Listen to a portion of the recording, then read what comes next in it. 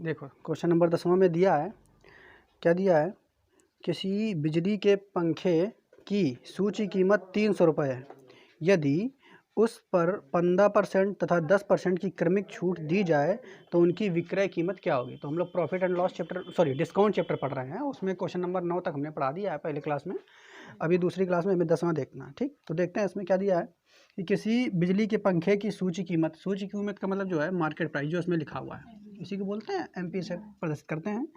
और ये कितने रुपया दिया है, 300 रुपया दिया है सूची कीमत। ठीक है, कोई दिक्कत नहीं। अब आगे फिर क्या कर रहा है, यदि उस पर 15% तथा 10% की क्रमिक छूट दी जाए। क्रमिक का मतलब क्रम से, तो पहले कितने की दी जाए, 15% की, पहले 15% की छूट दी जाए, फिर कितने परसेंट की दी जाए, 10% की, फिर 10% की। छूट की बात कर रहा है तो छूट का मतलब कमी है ना, छूट का मतलब यही तो होता है, तो माइनस चिन्ह लगा दिया हमने। छूट दी जाए तो उसकी विक्रय कीमत क्या होगी, यानी विक्रय मूल्य क्या होगा, आपसे ये पूछा है, SP ज्ञात करना, ये ज्ञात करना है। तो एक तो तरीका ये बिल्कुल ये यहाँ पे देख के आ रहा रिमेनिंग डिस्ट्रीब्यूशन वाला है, तो आपको हमने तरीका परसेंटेज में बताया है कि ऐसे तरीका जब होता है तो हम क्या करते हैं, होल वैल्यू निकाल लेते हैं, और शुरू दिया है और अंत निकालने के लिए पूछ रहा है तो क्या होल वैल्यू से सीधा गुणा कर देते हैं। मेरी बात समझ पा रहे हो कि नहीं। तो बस निकालेंगे इसका 15% का होल वैल्यू अगर आप निकालोगे तो 15/100 है, तो क्या आ जाएगा, 5 3 15, 3/20, तो घटा देंगे 17/20। होल वैल्यू इसकी कितनी आ जाएगी, 17/20। ये निकाल लेते हो आप लोग, ये निकालना सब जान चुके हो। इसका निकालेंगे तो 1/10 आएगा, इसका घटा के निकालेंगे तो 9/10 आ जाएगा। इसका होल वैल्यू कितना आ जाएगा, 9/10। ठीक, तो बस विक्रय मूल्य आपसे पूछा है तो शुरू दिया है और SP अंत निकालना, शुरू दिया है अंत निकालना, तो क्या करते हैं, 300 में 300 जो दिया है ये, इसमें होल वैल्यू से सीधा गुणा करा देते हैं। तो सीधा गुणा करा दो, 17/20 गुणा 9/10। क्लियर। अब ये 2 शून्य से ये 2 शून्य कट जाएगा, ये कट जाएगा, और कुछ कटेगा, नहीं कटेगा, और कुछ नहीं कटेगा। 17 3 51 और गुणा 9/2 हो जाएगा। ठीक है, अब इसका 9 1 कम 9, 9×45। ठीक, तो /2। अब काट दोगे इसको तो कितना आएगा, 2 1 कम 2 दूनी 4 आ जाएगा, और 2 दूनी फिर 4, और 8 दूनी 16, 9 दूनी 18। ठीक है, और फिर 5, यानी आंसर तुम्हारा कितना आ जाएगा, यानी जो इसका विक्रय मूल्य निकल के आएगा वो 229.5 रुपया निकल के आएगा, जो कि सही आंसर है। ठीक है, यानी इस चीज़ का जो SP होगा, इस 2 छूट के बाद जो SP होगा वो कितना होगा, 229.5 रुपये। ठीक, तो उम्मीद है ये क्वेश्चन आपको समझ में आया होगा। क्लियर, तो इसको आप नोट कर लीजिए। और इसका ऑप्शन नंबर सही है A, तो ऑप्शन भी चाहो तो लिखना, चाहो तो लिख लो, A नंबर ऑप्शन सही है। ठीक, क्या कह रहा है, कह रहा है 20% तथा 15% की छूट देने पर एक वस्तु का विक्रय मूल्य 3000 रुपया हो जाता है। तो मान लो उस वस्तु का MP मार्केट प्राइस कुछ होगा, कितने की छूट बोल रहा है, 20% तथा 15%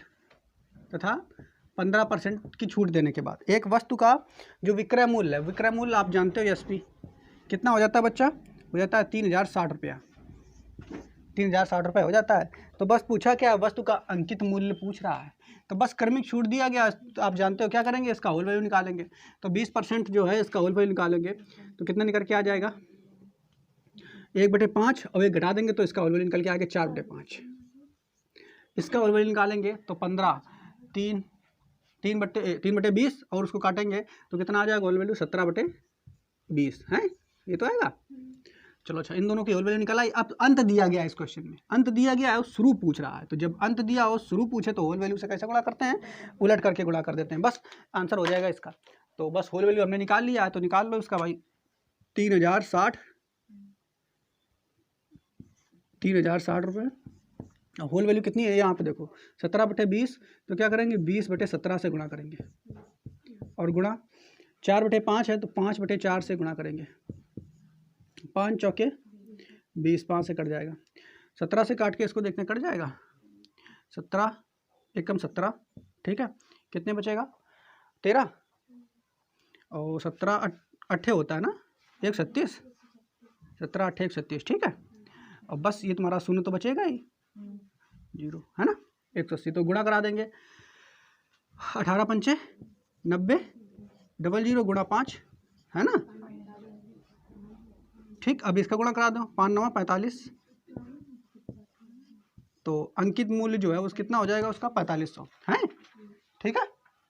तो इसका MP जो है वो निकल के आ जाएगा कितना 4500, ये तुम्हारा आंसर हो जाएगा इसका, ठीक। तो इसमें तो कोनो कठिन नहीं है, बिल्कुल सरल है क्वेश्चन, आपको वही पुराने तरीके हैं, बस ये अंतर हो गया कि यहाँ पे छूट दे दिया गया। अभी जब हम इसके बाद में एक चैप्टर पढ़ेंगे जिसका नाम है CI, है ना, जिसको हम कंपाउंड इंटरेस्ट बोलते हैं, उसमें भी ये मेथड आपका उपयोग में आएगा, ठीक है।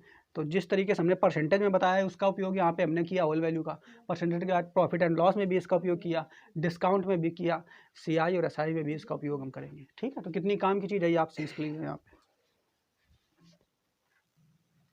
देखो क्वेश्चन नंबर 12, इसमें क्या कह रहा है, एक कॉलेज की लाइब्रेरी को 5000 रुपये से अधिक की पुस्तकें खरीदने पर 15% का बट्टा मिलता है, ठीक है।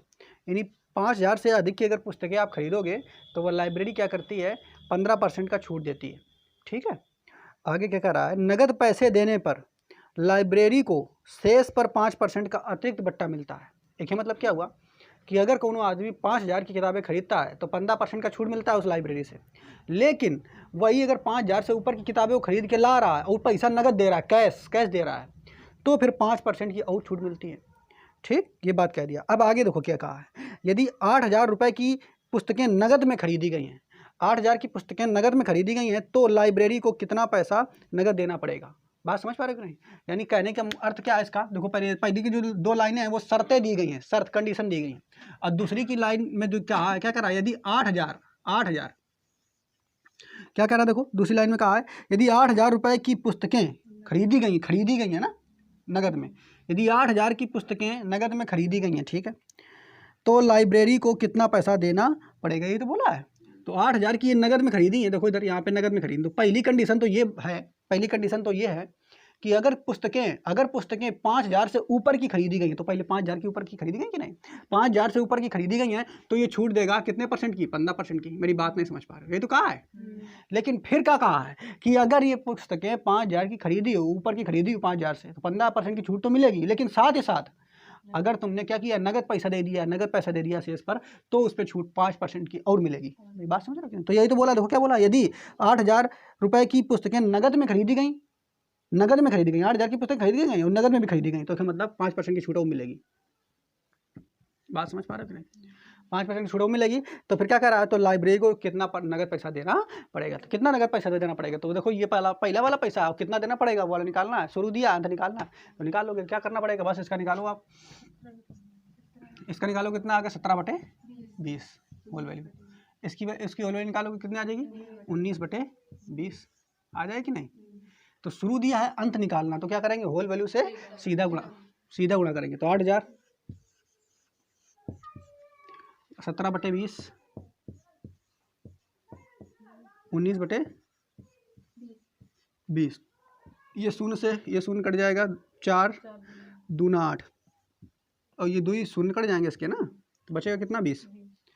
अब गुणा करा लो इसका अपना, तो इसका 19 दूनी 38, 380 गुणा 17, अब गुणा करा लो डायरेक्ट इसमें, तो ये शून्य का आ जाएगा, और 17 8 136 के आगे 6 हासिल 13, फिर इसका 17 39 और 13 जोड़ लो, कितने हो गए, और 17 तक 51, सॉरी 17 तक 51, और जोड़ लो इसको, तो 3 1 4 और जोड़ो 6 64, कितना आ गया, 64, ठीक। तो कितना टोटल आ जाएगा, 6460 रुपये अंत में उसको देना पड़ेगा, जो कि आंसर में आ जाएगा आपका। यानी 8000 की जो पुस्तकें रहा है वो उसको कितने में मिलेगी अंत में, 6460 रुपये की, ठीक है, 6460 रुपये की, ठीक। ये आंसर हो जाएगा, बस नोट कर लो इस क्वेश्चन को। देखो क्वेश्चन में क्या कह रहा है, अगला क्वेश्चन है क्वेश्चन नंबर हमारा 13वां। इसमें कह रहा है 10,000 के भुगतान के आदेश पर एक व्यक्ति के समक्ष 2 विकल्प हैं। 10,000 का भुगतान करना है और उसके पास 2 विकल्प हैं। क्या पहला विकल्प है, तो देखो पहला विकल्प क्या कह रहा है, 10% और 30% की क्रमिक छूटें हैं, यानी टोटल जो 10,000 का है भुगतान, ठीक, भुगतान करना किसी भी चीज़ के संदर्भ में करना होगा उसको, तो उसके लिए 2 विकल्प दिए गए हैं। पहला विकल्प जो दिया गया है उसको हम इधर ऐसे लिख देते हैं, ठीक है, आप लोग समझ जाओगे। पहला विकल्प दिया गया है, उसमें कहा गया है कि उसको छूट मिलेगी, 3 क्रमिक बट्टे छूट मिलेंगे, 10%, फिर 10% और 30%। क्लियर। जबकि दूसरा जो छूट दिया गया है वो दिया गया है 40%, 5% और 5% का। अब आगे कह रहा है लाभदायक विकल्प को अपनाकर वह रुपया बचा सकता है। मतलब इसमें से कौन सा विकल्प उसके लिए लाभदायक होगा जिसमें उसको ज़्यादा छूट मिलेगी। बात समझ पा रहे हो कि नहीं? तो पहले तो ये ढूंढना पड़ेगा, फिर ये देखो अगर ज़्यादा छूट मिलेगी तो कितनी ज़्यादा छूट मिलेगी, यानी कितने रुपए वो बचा सकता है। तो ये क्वेश्चन आपसे पूछा गया। देखो अगर नहीं समझ में आया तो पहले समझते हैं। तो पहले क्या करेंगे, पहले 10,000 का ये इसके तहत आप निकाल लोगे। मान लो 10,000 में कितने रुपए बचा सकता है ऐसे समझ लो, ये मार्केट प्राइस ये मान लो और सेलिंग प्राइस वाला ये समझ लो। ठीक, तो अंत शुरू दिया, अंत निकालना है। तो पहले ये 3 छूटें दी गई हैं, ये जो 3 छूटें दिए गए इसका होल वैल्यू निकाल लो पहली कंडीशन के लिए। तो इसका होल वैल्यू अगर निकालोगे तो 10% का होल वैल्यू कितना निकल के आएगा, 9/10। हम इसे ऊपर लिख दे रहे हैं। इसका कितना निकल के आएगा, 9/10। इसका कितना निकल के आ जाएगा, 7/10। मेरी बात समझ पाए? अब हम क्या करते हैं, देखो यहाँ पे समझ जाओगे, ज़्यादा कठिन नहीं है। अब क्या किया, ये देखो शुरू दिया 10,000, शुरू दिया यानी कितने का बेचेगा ये समझ लो, कितने रुपए का बेचेगा इतनी छूट के पश्चात। 10% की 30% की छूट के पश्चात कितने का बेचेगा। तो क्या करेंगे, होल वैल्यू में सीधा गुणा कर देते हैं। जो मान दिया गया 10,000 में होल वैल्यू का दिया गया इससे सीधा गुणा कर दो। तो 9/10 इसका करोगे 9/10 और इसका करोगे तो 7/10। तो 3 शून्य से 3 शून्य कट जाएंगे। अब गुणा कराओ इसका, तो 9 9 81, ठीक है। और 81 से 7 का गुणा करा दो तो 7 एकम 7, 8 7 56, ठीक। तो निकल के आ जाएगा 5,670 रुपया। यानी 10,000 की चीज़ अगर 3 छूटें दे दोगे इतनी वाली, तो उस चीज़ को 10,000 की चीज़ को आप कितने में बेच सकते हो, 5,670 रुपये की। ठीक, ऐसा समझ सकते हो, क्लियर। लेकिन इस कंडीशन में अगर देखा जाए तो कितने की बेच सकते हो, तो इसमें देखते हैं। तो इसके लिए क्या करेंगे, इसका भी पहले सबसे पहले इन वैल्यूज़ के जो है हम होल वैल्यू निकाल लेते हैं। ठीक, ये तो आपको समझ में आ गया होगा। पहली स्थिति पर इतना बन रहा है, अब दूसरी स्थिति पे समझें। 40% का होल वैल्यू निकालेंगे तो कितना आ जाएगा, 2/5। 2/5 में घटा देंगे तो कितना आ जाएगा, 3/5। ठीक, इसका कितना निकल के आएगा, 19/20। ठीक, इसका होल वैल्यू 19/20, इसका भी होल वैल्यू 19/20। बात समझ पा रहे हो कि नहीं? अब होल वैल्यू डायरेक्ट हम निकालना है, आपको खुद आदत हो गई होगी निकालने की, क्योंकि शुरू से परसेंटेज से चल रहा है, ये आप समझ जा रहे होगे। अब फिर क्या करेंगे, अब शुरू मान दिया, इसका अंत निकालना है, समझ लो। इतनी छूट के पश्चात जो है हम बेचेंगे किसी चीज़ को, कितनी छूट में मिलेगी तो वो हम देख रहे हैं। तो निकाल लेते हैं। फिर इसके लिए क्या करेंगे, 10,000 दिया है तो 10,000 में होल वैल्यू से सीधा गुणा करा दें, क्लियर। होल वैल्यू कितनी है, 3/5। इसकी कितनी है, 19/20। इसकी कितनी है, 19/20। अब 2 शून्य से 2 शून्य तो कट जाएंगे, 2 शून्य से 2 शून्य कट जाएंगे, ये वाले कट जाएंगे। ठीक, अब और क्या काट देते हैं, 5 दूना 10 हो जाएगा कि नहीं। तो इससे 1 शून्य और कट जाएगा कि नहीं। और 19 का स्क्वायर होता है 361, होता है कि नहीं। तो 361 होता है 19 का स्क्वायर, और ये हो जाएगा इंटू 3 और ये शून्य यानी 30 हो जाएगा। ठीक है, और कुछ छूट गया, अच्छा ये 2 भी छूट गया, तो काट देते हैं इसका, रुको काट देते हैं, ये छूट गया 2, तो ऐसे काटते हैं, इससे इसको काट देंगे तो ये कट जाएगा तो 5 आ जाएगा, क्लियर। अब ये तुम्हारा हो जाएगा 3 × 5, ठीक है। तो अब 5 दिया 15, ठीक, 15 से गुणा करा दो, तो कराओगे गुणा, 15 एकम 15, 15 के 5 हासिल 10। अब 15 छक्का 90 और 10 100, 100 का फिर 0, फिर 10 हासिल आया, फिर 15 ते 45 और 10 कितना हो गया, 45 10 55, कितना आ जाएगा, 5,000। यही तो आएगा, कुछ गड़बड़ हो गया, क्या गड़बड़ कर दिया। 15 एकम 15 के 5 हासिल, अच्छा हम 10 ले रहे हैं, 15 एकम 15 के 5 हासिल 1 आएगा। अब फिर 15 छक्का 90 और 1 91 हासिल, फिर यहाँ पे 1 आएगा हासिल 9 आएगा। अब 15 तिया 45, 45 और 9 54, ठीक है, ये आएगा। अच्छा ठीक है, तो पहली कंडीशन में जब तुम बेच रहे थे तो देखो कितने की बेच रहे थे, इतना है, और दूसरी कंडीशन में जब तुम बेचोगे उसको इतने की बेचोगे। मेरी बात समझ पाए? तो फायदा किस में होगा अगर देखा जाए तो इस वाले में होगा। मेरी बात समझ पा रहे कि नहीं, माने इसमें ज़्यादा छूट मिल रही है उसकी तुलना में, तभी तो ये कम का होगा। लेकिन आपसे ये नहीं पूछा, आपसे ये पूछना है कि कितने की ज़्यादा छूट मिल रही है, तो दोनों में कंपेयर करके देख लो कितने की ज़्यादा छूट मिल रही है। तो ये ज़्यादा है तो घटा के देख लो अपना, 5 6 7 0 में से 5 4 1 5 घटाओगे तो कितना आएगा, 10 में 5 गया 5, इधर 6 में 1 गया तो 5, और कितना बचेगा इधर 2 बचेगा। ठीक है, कितना आ गया आंसर 255। कौन सा ऑप्शन नंबर सही है, तो ए नंबर सही है। ठीक है, तो इस तरीके से एक क्वेश्चन लग जाएगा। बात समझ पाए, इसमें और कुछ नहीं पूछा, आपसे पूछा कितना अतिरिक्त रुपया जो है वो बचा सकता है, तो अलग अलग निकाल लोगे, अब निकाल लोगे बचत कितना है। ठीक, नोट कर लो इसको। देखो ये क्वेश्चन, अगला क्वेश्चन नंबर 14 है। क्या कह रहा है इसमें, थोड़ा सा अलग है और क्वेश्चन की लैंग्वेज थोड़ी बड़ी है। कह रहा ए एक कार 36,000 रुपये में बेचता है, वह पहले 20,000 पर 8% की छूट देता है और शेष 16,000 पर 5% की छूट देता है। यानी ए कोनो व्यक्ति है, देखो यहाँ पे ध्यान समझना, क्वेश्चन में क्या रहा, ए क्या है, एक व्यक्ति है और वह अपनी कार जो है कितने रुपये में बेचता है, 36,000 रुपये में बेचता है। ठीक है भैया, तो 36,000 रुपये में ये अपन कार बेचन गए, लेकिन कर क्या रहे हैं, ये 36,000 पर टोटल पर छूट नहीं दे रहे हैं, ये अलग अलग छूट दे रहे हैं। कैसे छूट दे रहे हैं समझते हैं।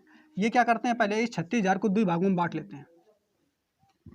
ठीक है, कैसा दे रहा है देखिए समझिए, पहले 20,000 पर, पहले 20,000 पर वह 8% की छूट देते हैं। ठीक है, हम यहाँ पे लिख ले रहे हैं 8% की छूट, आप समझ लेना अभी। ठीक है, और बाकी दूसरा जो 16,000 बचा है उस पर ये 5% की छूट दे रहे हैं। मेरी बात समझ पा रहे हो कि नहीं, देखो ध्यान समझना, क्या कर रहा है, पहले 20,000 पर 8% की छूट और बाद में जो 16% है उसमें 5% की छूट दे रहे हैं। अब यहाँ पे समझिए आप, अगर छूट दे रहे हैं तो यानी 20,000 पर 8% की छूट अगर दी जाए तो कितना मिलेगा, तो ये तो निकाल सकते हो। यानी कैसे क्या कर रहा है, 8% की छूट बोल रहा है ना, तो 8% की छूट यानी कितना मिलेगा, तो 8% का होल वैल्यू से हम क्या करेंगे, सीधा गुणा तो करेंगे कि नहीं। तो 8% का होल वैल्यू निकालोगे तो 8% 8/100 कर दोगे तो कितना आ जाएगा, 2/25, कितना ये तो आएगा 2/25 है, और घटा दोगे तो कितना आ जाएगा 23/25 आएगा कि नहीं। तो 8% का होल वैल्यू कितना आएगा 23/25। यानी अगर कोनो चीज़ यानी 20,000 की चीज़ है उसमें 8% की छूट मिल रही है, तो छूट के बाद कितना रुपया होगा उसको अगर डायरेक्ट निकालना है तो होल वैल्यू से सीधा गुणा करते हैं, ये तो करते थे हम। तो बस इसमें क्या करेंगे, इसका 8% की होल वैल्यू है 23/25, यानी इसमें हम 23/25 का सीधा गुणा कर देंगे। मेरी बात समझ पा रहे थे नहीं। जबकि दूसरा जो 16,000 है उसमें कितने की छूट दे रहा है, 5% की, तो 5% का हम इधर निकाल दे रहे हैं, कोने में आप लोगों को दिख रहा होगा है, ठीक दिख रहा है। अब 5% का होल वैल्यू निकालोगे अगर आप 5%, तो 5% का होल वैल्यू कितना आ जाएगा, तो 1/20, 1/20 का घटाएंगे तो 19/20 आएगा, कितना आएगा 19/20। बात समझ पा रहे हो कि नहीं। तो होल वैल्यू इसकी कितनी 19/20, यानी होल वैल्यू से अगर सीधा गुणा कर दोगे तो कितने की बेचोगे उसमें वो निकल के आएगा। तो इसमें 19/20 का हम सीधा गुणा कर देंगे। मेरी बात समझ पा रहे हो कि नहीं, ठीक। अच्छा, अब काट पीट लेते हैं इसको, तो काटेंगे इसको तो 5 से कटेगा 5 25, अब 5 चौके 20, अब फिर काटोगे 5 एकम 5 और 8 पंचे 40, 8 बार जाएगा, यानी ऊपर कितना बचेगा 800 बचेगा। तो 800 गुणा 23, ठीक। अब इधर गुणा करा लो, तो 8 3 का 24, 24 क्या है 4 हासिल 2, फिर 8 दूनी 16 और 2 18 और डबल 0, यानी जो 20,000 था उसमें 8% की छूट मिलने के बाद वो जो 20,000 का कितना देना पड़ेगा 18,400 रुपया। आज बाकी इसमें कर लो गुणा, तो इसको काटोगे तो 1 शून्य से 1 शून्य कट जाएगा, बाकी इसको काटोगे 8 बार तो जाएगा, और 19 अट्ठे कितना, 19 अट्ठे कितना होता है 152, तब कितने जीरो आ जाएंगे डबल 0, ठीक है। तो यहाँ पे देख रहे हो जब यहाँ 16,000 पर 5% की छूट मिली है तो 16,000 पूरा नहीं दे करके कितना देना पड़ेगा उसका 15,200 रुपया। बात समझ पा रहे हो नहीं। अब दोनों को ऐड कर दो, यानी 36,000 की जगह उसको कितना देना पड़ेगा ये लिख लो, कितना देना पड़ेगा उसको, तो जोड़ लेंगे शून्य, इन दोनों को जोड़ कर दो, ऐड कर दो इनको, तो ऐड करोगे तो बच्चा कितना आ जाएगा, देखो 0 0 0 0 तो आ गया, और ये 2 और 4 6, और 5 और 8 13 के 3 हासिल 1, और 2 2 1 3, यानी इतना छूट देने के बाद जो उसको देना पड़ेगा, यानी 36,000 ना दे करके कितना देना पड़ेगा 33,600 रुपया, ठीक। बाकी और फिर आगे पूछा आएगा और व्यक्ति है बी नंबर। अब बी की बात करते हैं इधर, देखो ये आपको लग रहा होगा इतना बड़ा, क्योंकि हम इतना डिटेल में कर रहे हैं आपको ताकि सब समझ में आ जाए, लेकिन इतना बड़ा होगा नहीं अगर आप देखोगे।